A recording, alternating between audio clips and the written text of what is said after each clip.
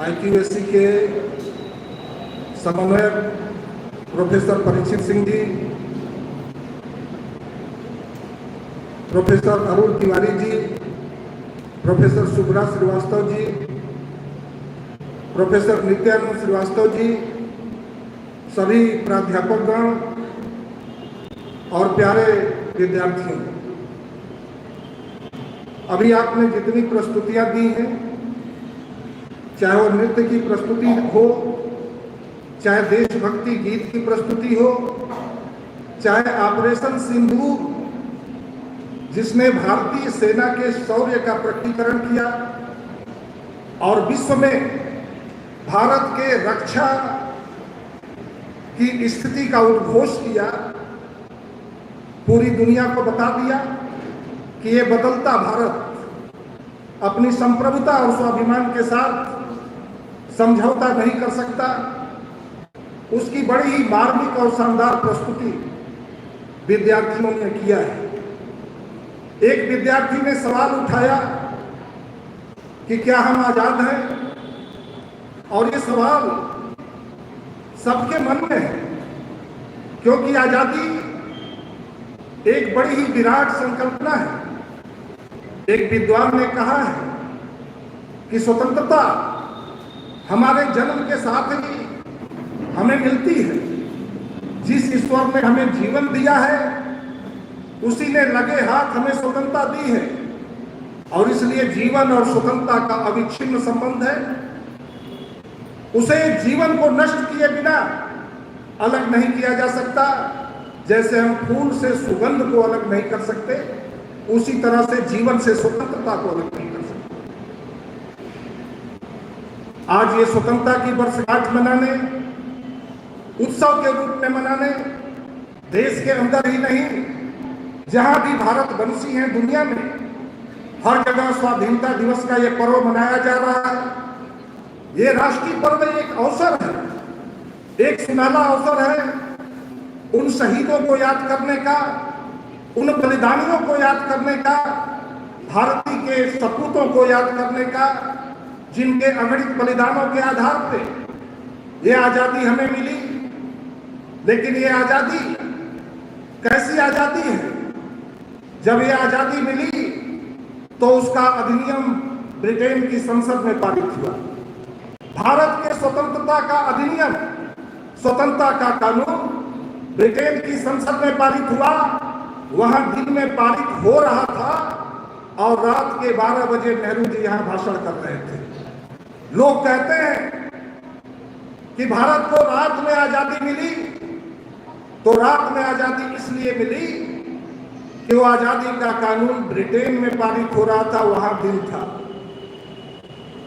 हम आधी रात की संतानें हैं, और ये आधी रात की आजादी, अटल जी की एक कविता, उस प्रश्न का उत्तर, उस बालिका के मन में जो कौतूहल है, उसका उत्तर अटल जी की एक कविता दे सकती है कि 15 अगस्त का दिन कहता आजादी अभी अधूरी है।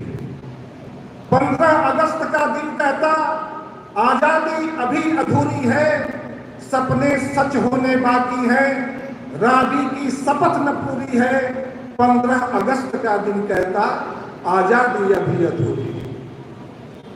जिनके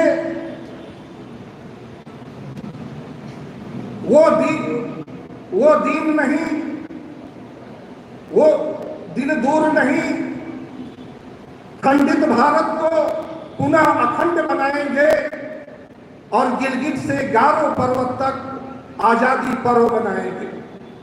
ये वेदना हमारे मन में इसलिए है, ये वेदना हमारे इसलिए मन में है कि हमें आजादी के साथ भारत माता के टुकड़े के उस विभीषिका को झेलना पड़ा, विभाजन की विभीषिका को झेलना पड़ा।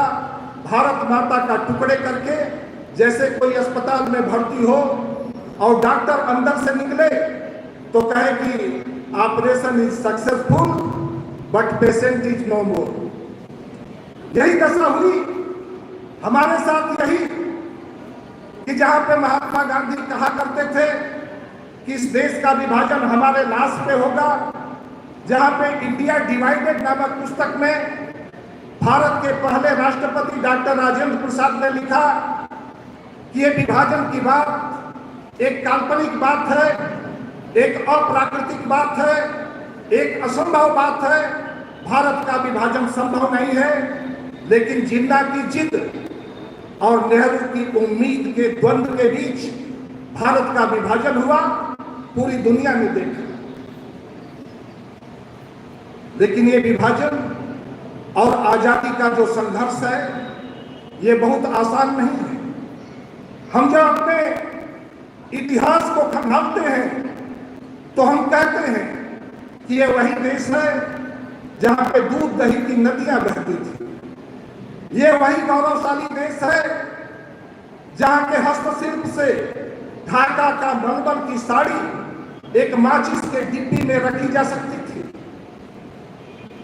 ये वही देश है जिसे इसके समृद्धि के कारण सोने की चिड़िया कहा जाता था। और ये सोने की चिड़िया जब भारत बना तो दुनिया के देशों के आभेटक भारत के तरफ नजर किए। भारत में दुनिया के विभिन्न देशों से लोग आए और वो दो रूपों में आए, या तो आक्रमणकारी बन करके आए या तो व्यापारी बन करके आए। जो आक्रमणकारी बन करके आए उन्होंने अपना मकसद पूरा किया। इस देश में शकों ने, फूलों ने, कुषाणों ने, सबने आक्रमण किया। मोहम्मद बिन कासिम से एक आक्रमण की श्रृंखला चल पड़ी और इस देश पे लोदी वंश ने, तुगलक वंश ने, तमाम वंशों ने आक्रमण किया। और जब हम इतिहास की किताबों में ये पढ़ते हैं, जब यूरोपीय शक्तियां आई, यहाँ पे डच आए, यहाँ पे पुर्तगाली आए, यहाँ पे फ्रांसीसी आए और अंग्रेज ईस्ट इंडिया कंपनी के रूप में आए। वहां से चीनी और चाय, इन दोनों के व्यापार का लाइसेंस लेकर के आए। आज वो अंग्रेज तो चले गए, लेकिन चीनी और चाय हमारी अपरिहार्य आवश्यकता और हमारे संस्कार की अनिवार्यता आज बन गया। इन देशों के आक्रमणकारियों और व्यापारियों से भारत जूझता रहा। एक लंबा संघर्ष चलता रहा। और जब इतिहास में हम सुनते हैं कि भारत में गुलाम वंश ने भी शासन किया, जो खुद गुलाम था वो भी हमको गुलाम बनाया, उसने भी हमारे ऊपर शासन किया, तो हमारी वेदना बहुत बढ़ जाती है। लेकिन एक बात है कि हमने इस स्थिति को यूं ही स्वीकार नहीं किया, बल्कि 1200 वर्षों तक कभी पृथ्वीराज चौहान के रूप में, कभी छत्रपति शिवाजी के रूप में, कभी महाराणा प्रताप के रूप में इस देश के शौर्य और पराक्रम की जो धारा थी वो अनवरत चलती रही। इस संघर्ष की विरासत में भारत की जिजीविषा को हमेशा जीवित रखा और स्वतंत्रता के लिए इसकी छटपटाहट कभी भक्ति आंदोलन के रूप में, कभी विचारकों और सुधारकों के प्रयास के रूप में हमेशा ये जीवंतता बनती रही। और एक समय आया जब इस सारे प्रकार की जीवंतता का एक संगठित विस्फोट हुआ और उस संगठित विस्फोट को हम 1857 की क्रांति के रूप में जानते हैं। यह 1857 की क्रांति जो हिंदू मुस्लिम एकता की एक मिसाल कायम की। कहीं पेशवा नाना साहब कानपुर से गदर का झंडा लेकर के निकलते हैं, कहीं पे खान बहादुर बरेली से निकलते हैं, कभी हजरत महल लखनऊ से निकलती हैं, कभी कुंवर सिंह आरा बिहार से निकलते हैं। देश के कोने कोने से स्वतंत्रता की अलख जगाने वाले ये लोग, और उसका नेतृत्व कौन करता है? बहादुर शाह जफर करते हैं। इस देश में जब भी क्रांतिकारी, ऊर्जाधर्मी और युगांतकारी परिवर्तन की दुंदुभी बजी है तो उसका नेतृत्व किसी वृद्ध ने किया है, चाहे वो बहादुर शाह जफर के रूप में रहे हों, चाहे वो महात्मा गांधी के रूप में रहे हों, या जयप्रकाश नारायण के रूप में स्वाधीनता के बाद रहे हों। इन सभी प्रयासों का एक सिलसिला 90 वर्ष 1857 से लगातार 90 वर्ष हमको लग गए। एक भूल करने के कारण हमें आजादी के लिए 90 वर्ष इंतजार करना पड़ा और भारतीय इतिहास की भयंकर भूलों को हम आज स्मरण करने का भी दिन है। हम उन क्रांतिकारियों की भावना के प्रति हम नतमस्तक हैं। उनकी देशभक्ति का जो ज्वार था उसके प्रति हम नमन करते हैं। लेकिन कहीं जो भूलें हुई हैं उन भूलों के बारे में हम कहना चाहते हैं कि लम्हों ने खता की थी और सदियों ने सजा पाई। मंगल पांडे ने अगर समय से पहले 31 मई का दिन निर्धारित था, वो अपने को रोक नहीं पाए। अपने क्रोध के कौतूहल को वो विरामावस्था में नहीं रख पाए और 10 मई को ही विद्रोह का झंडा उन्होंने कर दिया, गोली मार दिया, विद्रोह की शुरुआत कर दिया। इस घटना को विद्रोह तो कहा जाता है। अंग्रेजों के दृष्टिकोण से इसको सिर्फ सिपाही विद्रोह कहा गया, क्योंकि मेरठ के एक बैरक से ये बात निकली, लेकिन ये सिपाही विद्रोह नहीं था। इसमें राजे रजवाड़ों से लेकर के किसानों तक, विद्यार्थियों तक, समाज के हर वर्ग ने ब्रिटिश सत्ता का प्रतिकार किया था। ये पहला अवसर था जब सांप्रदायिक फूट को छोड़ करके समाज के हर वर्ग के लोगों ने 1857 की क्रांति में, और एक नाम तो ऐसा है, आज नारी सशक्तिकरण का दौर चल रहा है और मैं कहता हूं कि ये सदी 21वीं सदी सिर्फ 2 की ही सदी है। एक है नारी और दूसरी है जानकारी। अगर जानकारी है तो पूरी दुनिया पे आपका वर्चस्व रहेगा और नारी शक्ति का उभार पूरी दुनिया देख रहा है। और पहली बार किसी नारी की ममता शौर्य के रूप में फूटी थी रानी लक्ष्मीबाई के रूप में 1857। खूब लड़ी मर्दानी, वो तो झांसी वाली रानी। अगर महिला के भी पौरुष को अगर प्रकट करना होता है तो मर्दानी कहा गया, पुरुष का सहारा लेना पड़ता है। आज प्रगतिशील चेतना पुरुष और नारी के बीच द्वंद्व पैदा करने की कोशिश कर रही है। हमें इससे बचने की आवश्यकता है। अगर स्कूटर आप चला रहे हैं, 2 पहियों में से एक पहिए का हवा निकल जाएगा तो स्कूटर आगे नहीं बढ़ पाएगा। दोनों पहियों में हवा रहनी चाहिए। पुरुष और नारी समाज के 2 ध्रुव हैं। इन दोनों ध्रुवों की एकता जब कायम होगी तभी ये समाज गतिशील रहेगा, समाज सही दिशा में चलेगा। नारी और पुरुष के बीच कोई द्वंद्व नहीं है, दोनों एक दूसरे के पूरक हैं। नारी के बिना पुरुष अधूरा है और पुरुष के बिना नारी की अस्मिता भी प्रश्न चिन्हित है।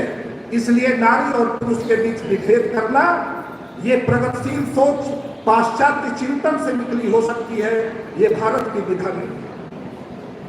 जब 1857 का संग्राम हुआ, समय से पहले हुआ, अंग्रेजों ने उसे कुचल दिया।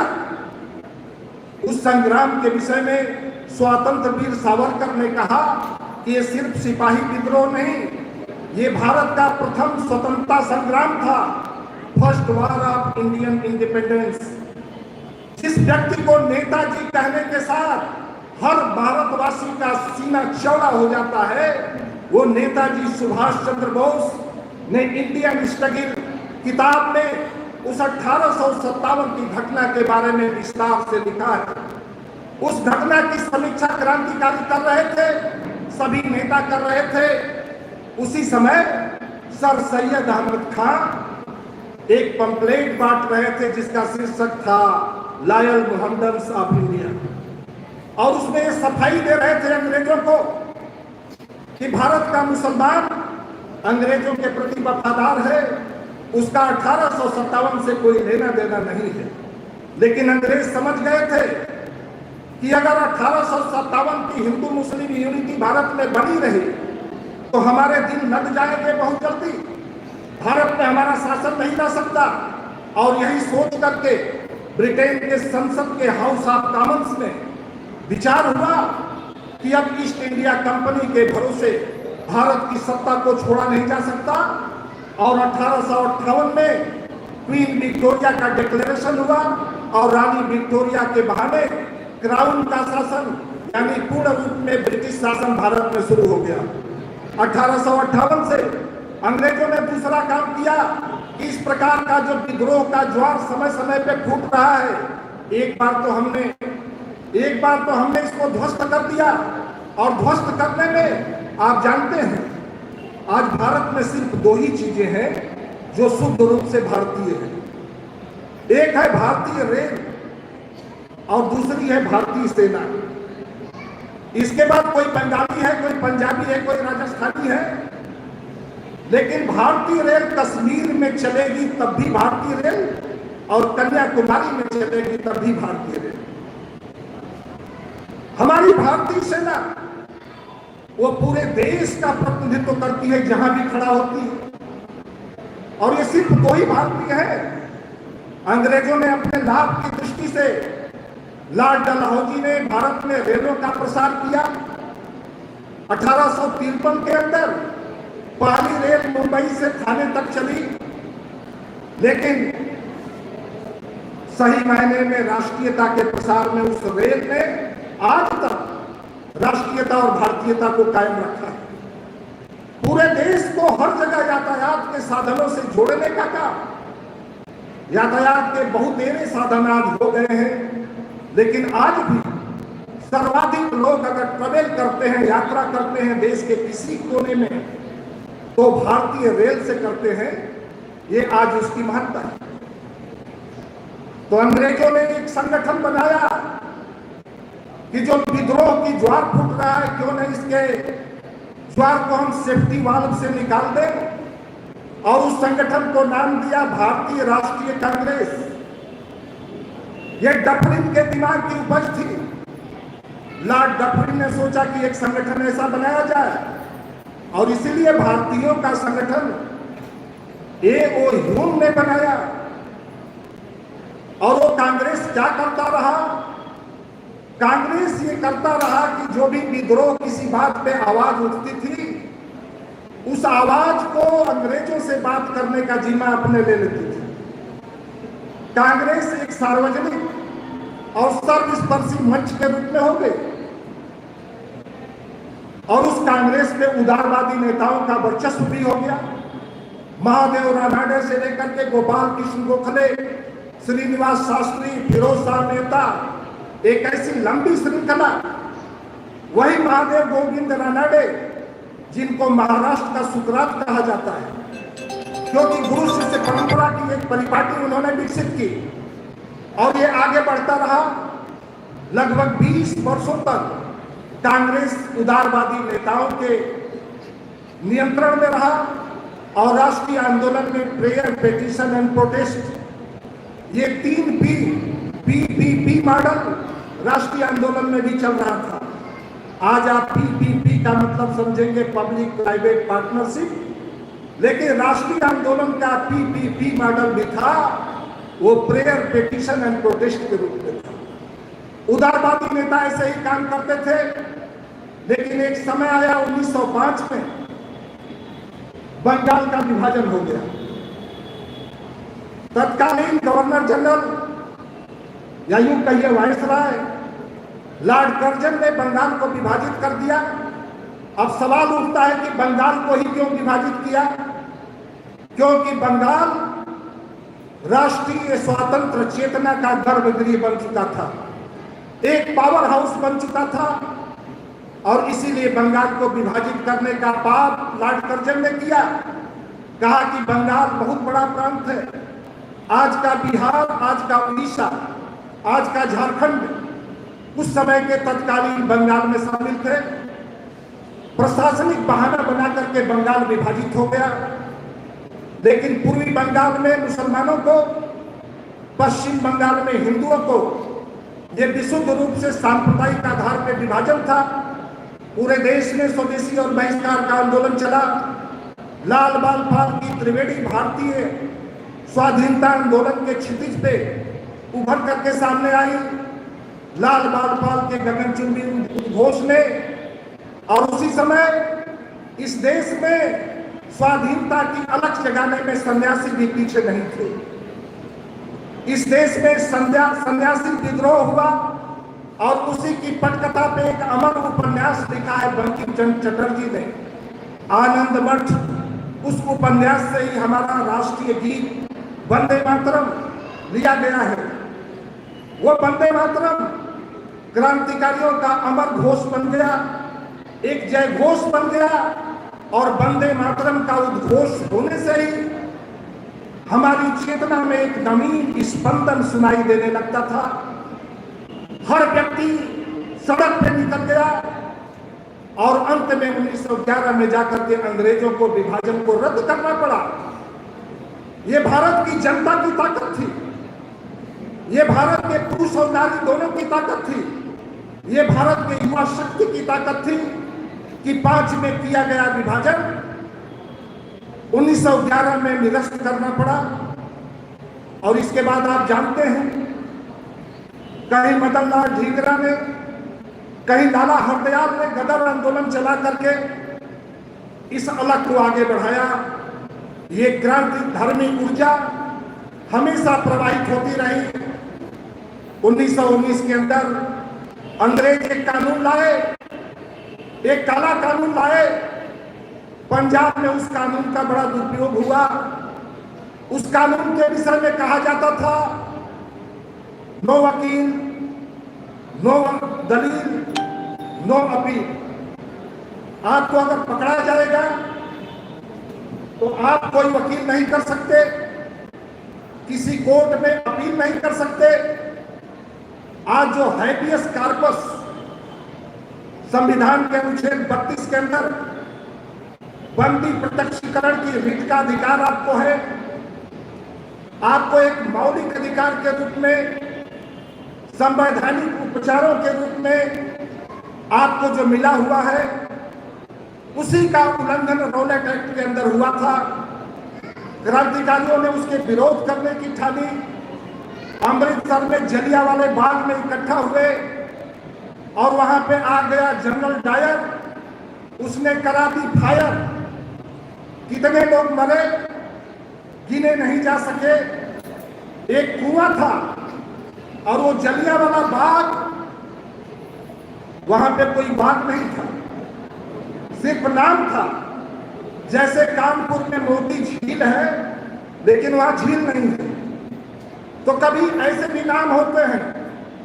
जलियांवाले बाग में पेड़ नहीं थे, वो सिर्फ जलियांवाला में एक बाग था, एक ही सकरा दरवाजा था। जब फायर हुआ तो लोग निकल नहीं पाए, भगदड़ मच गई और जितने लोग गोली से नहीं मरे उससे ज्यादा लोग भगदड़ में दब करके मर गए। जलियांवाले बाग में एक नृशंस हत्या जो हुई, ये जो नरसंहार हुआ, उसके खिलाफ पूरे देश में प्रतिक्रिया हुई। गांधी जी ने असहयोग आंदोलन शुरू कर दिया और उसी समय दुनिया के तुर्की देश में यह घटना हुई थी। वहां का खलीफा जो पूरे संसार के मुसलमानों का धर्म गुरु था, उस खलीफा को हटा करके अंग्रेजों ने मुस्तफा कमाल पाशा जैसे एक सेकुलर कैरेक्टर को वहां पर बैठा दिया। मुसलमानों से ये बात बर्दाश्त नहीं हुई। तुर्की में उसके विरोध में एक आंदोलन चला। उस आंदोलन का नाम खिलाफत आंदोलन पड़ा। कांग्रेस और गांधी जी ने उस खिलाफत आंदोलन को अपना समर्थन दिया। हालांकि मुस्लिम नेतृत्व के सबसे बड़े ठेकेदार मोहम्मद अली जिन्ना वो खिलाफत आंदोलन के साथ नहीं थे, लेकिन उनको लगा कि कहीं गांधी जी हिंदुओं के साथ मुसलमानों के भी नेता न बन जाए, इसलिए जिन्ना भी आंदोलन में कूद पड़े और खिलाफत आंदोलन को अपना समर्थन देने लगे। एक लंबी कहानी है।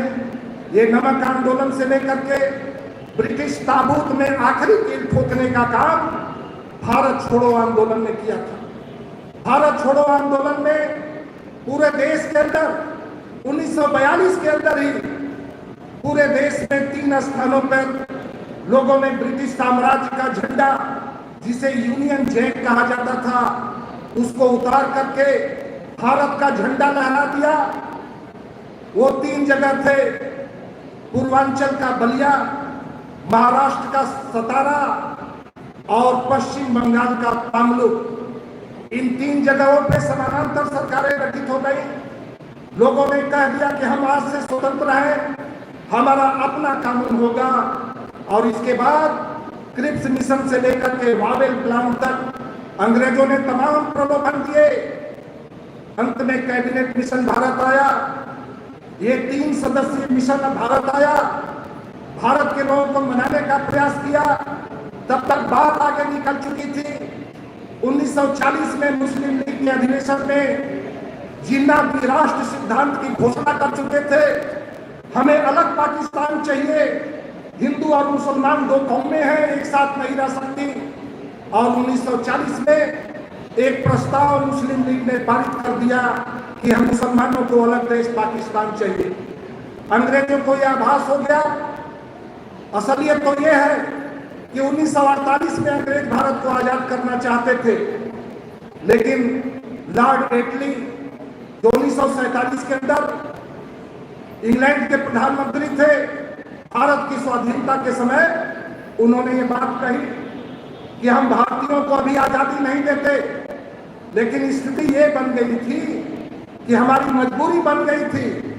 We were compelled to transfer the power to Indians because Indian military was no more loyal to British empire.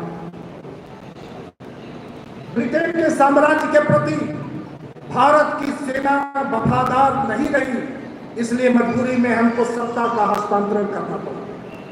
Bharat स्वतंत्र हो गया।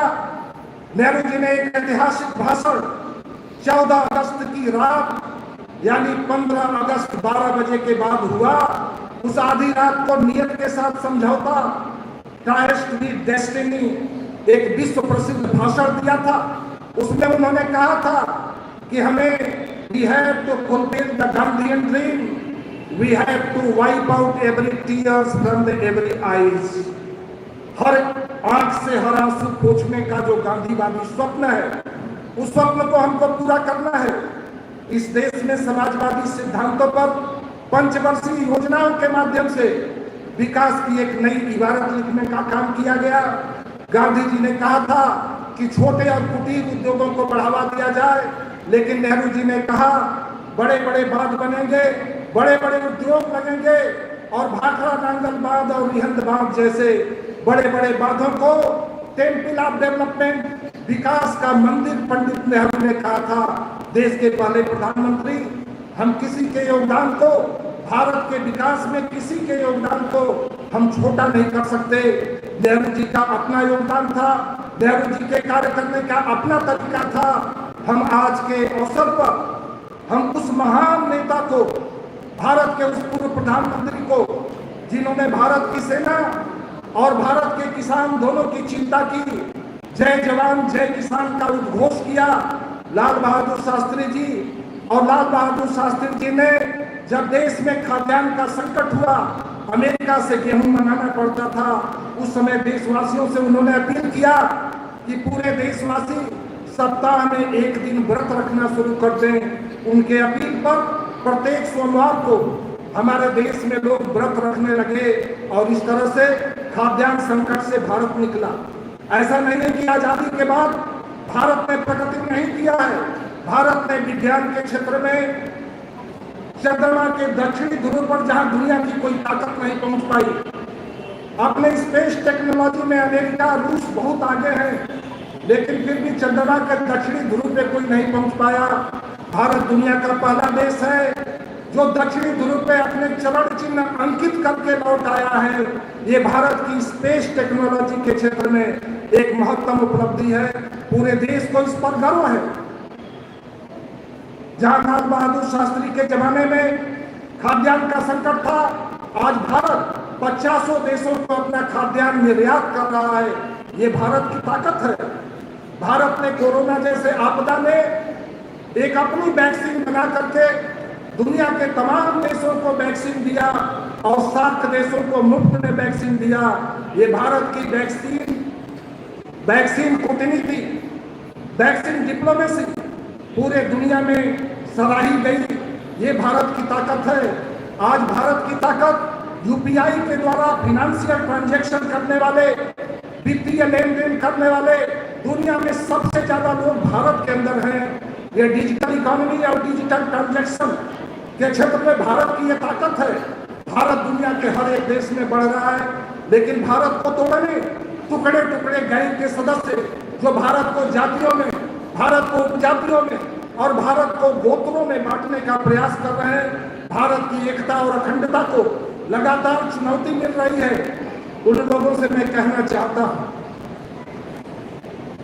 जो इस प्रकार का विभाजन भारत का करना चाहते हैं, उनसे मैं कहना चाहता हूं कि सफर को मीलों में मत बांटिए, एक कौम को कबीलों में मत बांटिए, और एक नदी की तरह है हमारा वतन, इसको तालाबों झीलों में मत बांटिए, इसको तालाबों झीलों में। कल पाकिस्तान ने अपना स्वाधीनता दिवस मनाया, मैं बड़े अचरज में था कि 14 अगस्त 1947 से पहले तो पाकिस्तान था ही नहीं। तो 14 अगस्त को पाकिस्तान का जन्म हुआ, तो स्वतंत्रता दिवस क्यों मना रहा है? उसे तो बर्थडे मनाना चाहिए। पाकिस्तान को तो जन्मदिन अपना मनाना चाहिए कि 14 अगस्त 1947 को उसका जन्म हुआ। वो कहाँ गुलाम था? गुलाम तो भारत था, गुलाम तो भारत था। लेकिन हमारे तमाम आस्था के केंद्रों और तमाम सांस्कृतिक विरासत के प्रतीकों को अपने साथ लेकर के, हड़प्पा और मोहनजोदड़ो सहित तमाम चीजें अपने साथ लेकर के वो तो अलग हो गया।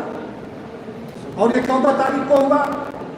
आज जहां भारत दुनिया की 5वीं अर्थव्यवस्था बन गया है और तीसरी अर्थव्यवस्था बनने के कगार पे है, वहीं पे पाकिस्तान अंतर्राष्ट्रीय वित्तीय एजेंसियों के सामने कटोरा लेकर के खड़ा है। पाकिस्तान के हालात ये हैं कि 200 रुपया केजी वहां पे आटा मिल रहा है, वहां का जनजीवन नारकीय बन गया है। हम पाकिस्तान से कहना चाहेंगे, हम पाकिस्तान से कहना चाहेंगे कि हम तो हमेशा तुम्हें छोटा भाई समझते रहे, तुमने इसकी कदर नहीं की, तुम दुश्मनी पे उतर आए, नैसर्गिक शत्रु बन करके तुम हमेशा खड़े रहते हो।